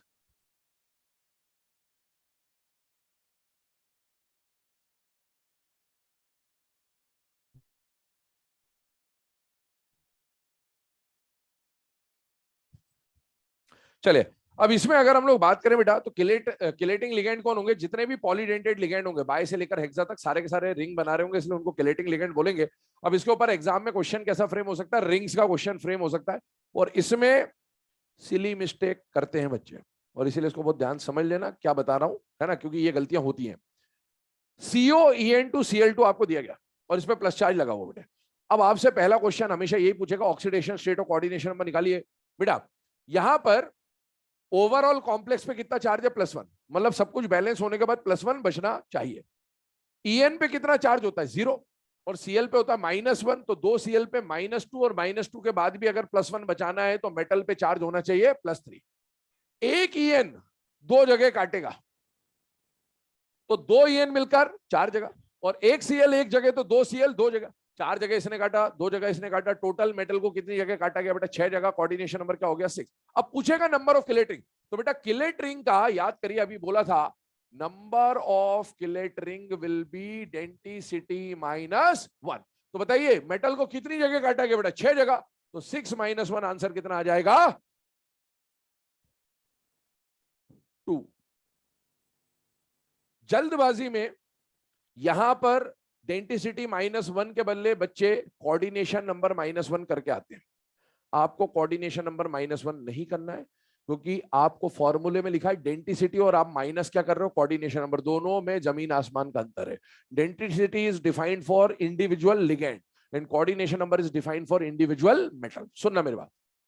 आप बताइए ring बनाने का काम monodentate करेगा या polydentate? Poly. ये बताओ क्लोरीन क्या है? मोनो। ये तो रिंग नहीं बनाएगा, पर क्या ये रिंग बनाएगा? यस। आइए यहां पर, क्या यहां कोई पॉलीडेंटेट है क्या? बोलो। ऑक्सिलेट और पॉलीडेंटेट, क्या रिंग बनेगी? यस। आइए इस कॉम्प्लेक्स में क्या ये DMG मोनो है या पॉली है? पॉली। क्या यहां भी रिंग बनेगी? यस। अब मैं अगर ऐसा कॉम्प्लेक्स लिख के दूं आपको, क्या यहां कोई पॉलीडेंटेट है क्या? तो यहां रिंग नहीं बनेगी। पहले तो आपको यही देखना है कि मोनो है या पॉली है कि नहीं है। अगर सारे मोनो है तो रिंग नहीं बनेगी, अगर पॉली है तो रिंग बनेगी। फिर बात आती है कितनी रिंग बनेगी, तो उसको देखिए जरा ध्यान से। Cl रिंग नहीं बनाएगा, रिंग बनाने का काम कौन करेगा? EN। एक EN कितनी जगह काटेगा? 2 जगह काटेगा, तो एक EN कितनी रिंग बनाएगा? 1। तो दूसरा EN भी एक रिंग बनाएगा, टोटल रिंग बनेगी 2। और आपको ये समझ ना आए तो सीधा सा एक काम है, स्ट्रक्चर बना लीजिए, इसमें कभी गलती नहीं होगी। आपने कोबाल्ट लिखा +3, कितने EN है बेटा? 2। कितने Cl है बेटा? 2। बना दिया। Cl कितनी जगह काटेगा? एक जगह। Cl कितनी जगह काटेगा? एक जगह। एक EN कितनी जगह काटेगा? 2 जगह। और दूसरा EN भी कितनी जगह काटेगा? 2 जगह। आई होप अगर आंखें ठीक है तो रिंग दिख जाएंगी। कितनी रिंग है? 2। आइए यहां पर, ऐसे ही यहां पर बात करें, एक ऑक्सिलेट कितनी रिंग बनाता है? 1, क्योंकि एक ऑक्सिलेट 2 जगह काटेगा, एक रिंग बनेगी। ऐसे दूसरा भी एक रिंग बनाएगा, तीसरा भी एक रिंग बनाएगा, तो रिंग बनेगी 3। अभी चार्ज वार्ज की बात कर लेते हैं बेटा। एक ऑक्सिलेट का स्टेट कितना होता है? -2, तो 3 का कितना होगा? -6, और फिर भी -3 बचाना है, तो मेटल पे +3 और काटेगा टोटल 6 जगह, क्योंकि एक ऑक्सिलेट 2 जगह बत्ती देगा। ठीक है, तो टोटल हो गया 6। आइए Fe+3। अब आपको रिंग बनाना नहीं आ रहा तो स्ट्रक्चर बना ले बेटा। एक ऑक्सिलेट 2 जगह काटेगा, दूसरा ऑक्सिलेट भी 2 जगह काटेगा, और तीसरा ऑक्सिलेट भी 2 जगह काटेगा, तो टोटल रिंग्स बनेंगी 3। आइए लास्ट वाले एग्जांपल पे बात करते हैं। इंपॉर्टेंट एग्जांपल है, ध्यान सुन लेना, ध्यान समझ लेना इसको। देखिए एग्जाम में है ना, यहाँ के पेपरों में बहुत फ्रीक्वेंटली आपको मिल जाएगा, एग्जाम पॉइंट ऑफ व्यू भी इंपॉर्टेंट है। NiDMG2 है ना, एक हाइड्रोजन बॉन्ड की वजह से एक्स्ट्रा रिंग बनती है यहाँ पर। NiDMG2 दिया, सबसे पहली बात ये कॉम्प्लेक्स आपको लास्ट में मिलेगा जब हम टेस्ट वगैरह पढ़ रहे होंगे, तो निकल +2 आयन का लैब में जब टेस्ट होता है तो ये कॉम्प्लेक्स मिलता है। और इस कॉम्प्लेक्स का कलर कैसा होता है बेटा, रोजी रेड कलर होता है, या चेरी रेड भी बोल देते हैं इसको, तो दोनों में से कुछ भी नाम आ जाए, रोजी की बात हो मतलब यही है। आगे सुने, ऑक्सीडेशन स्टेट निकालना है। कॉम्प्लेक्स पे ओवरऑल चार्ज क्या है बेटा, 0। एक डीएमजी पे -1, 2 डीएमजी पे -2, तो बैलेंस करने के लिए +2। एक डीएमजी कितनी जगह काटेगा, 2 जगह, तो 2 डीएमजी मिलकर 4 जगह। मेटल को कितनी जगह काटा गया, 4 जगह, मतलब कोऑर्डिनेशन नंबर इज 4। अब इसका स्ट्रक्चर बनाते हैं। तो बेटा निकल पे कितना चार्ज है, +2। अभी पहले मैं है ना यहाँ पर डाइमिथाइल ग्लाइकोसिम बना देता हूं।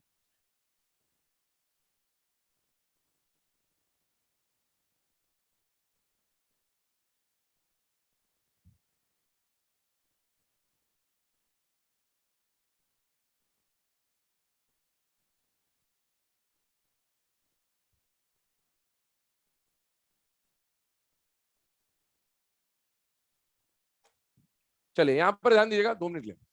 ये जो स्ट्रक्चर अभी आपके सामने बना है, एक निकल +2 आयन और कितने डीएमजी बेटा, 2। एक डीएमजी ऐसा आया, दूसरा डीएमजी फ्लिप हो गया है, मतलब OH ऊपर OH नीचे, इस तरह से, ताकि हाइड्रोजन बॉन्डिंग हो सके। डीएमजी में मैंने आपको बोला था कि ये नाइट्रोजन जो है बेटा ये डोनर रहेंगे, और यहां पर भी ये नाइट्रोजन जो है ये डोनर रहेंगे। मतलब एक रिंग यहां बनी, एक रिंग यहां बनी। कितनी रिंग बननी चाहिए थी, 2 ही बननी चाहिए थी, बनी भी 2, ये तो बनती, इसमें कोई दिक्कत नहीं है। और कितने मेंबर की रिंग है, ये 5 मेंबर की रिंग है। तो पहला क्वेश्चन पूछेगा कि NiDMG2 में 5 मेंबर्ड रिंग कितनी बन रही है, 2। कौन सी बन रही है, लेफ्ट और राइट वाली जो रिंग है, 1 और 2, ये 5 मेंबर्ड है।